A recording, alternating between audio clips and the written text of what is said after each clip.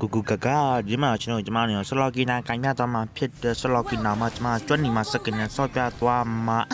ဝဲစားလာကျမပဲကျမလင်းရှင်းတော့ဒီချန်ရယ်လေးကလာရှုပ်နေတာပါမိဟဲကပါရီလီလာလောက်များဟဲကဝင်လာကျမ flame shot နဲ့တွန်းထုတ်ပြီးကျမသွေးမရှိတော့ကျမ we got ထောက်လိုက်ရတယ်အိမ်ဘက်ချန်ရယ်လေးမြင်တော့ကျမရော airy လှမ်းပြတဲ့ဟာမကြည့်မလေသူ့လူကဲတာပေါ့အမှောင်ချပြီးတော့ကျမတောင်မြင်ရတယ်ကျမမှတော့ကပ်ပြီးလဲအဲ့ background ကြောင့်ကျမတွေ့ရကျမလှမ်းပြတယ်ပါမလေးကွက်တီမက်ဆီနော်ကျမရောတော့ကပ်ပြီးလားမလေးကိုဘကိုအိုင်တန်လေးကြည့်နေဟာမကြည့်ရောက်လာတာတဲ့ဒီကောင်မလေးကတအားတက်နေကျမတော့ကပ်ပြီးလားအမဝီကောပါပြပြီးလိုက်ကျမ grand ကြောင့်ထပ်မြင်လို့ဆိုကျမ air rain လှမ်းပြီးတော့ကျမနဲ့ minute 1 2ပေါင်းလို့တော့ကပ်ပြီးလားသူတော့ကျွန်တော်တော်တော်မုန်းနေလောက်ပြီ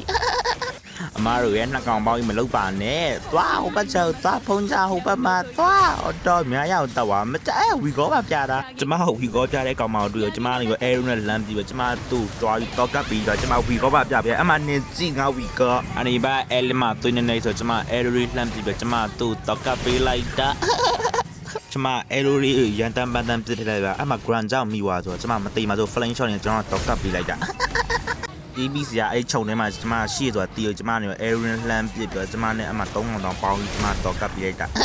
ကိုဘကိုနေနေတာကိုမကြည့်ရဒီလင်းကဘာလာလောက်တာလဲမသိကျမအမ Aaron နဲ့ကျမသူ့တော့ကပ်ပြလိုက်တာအမဝီကိုဘပြပြလိုက်တာ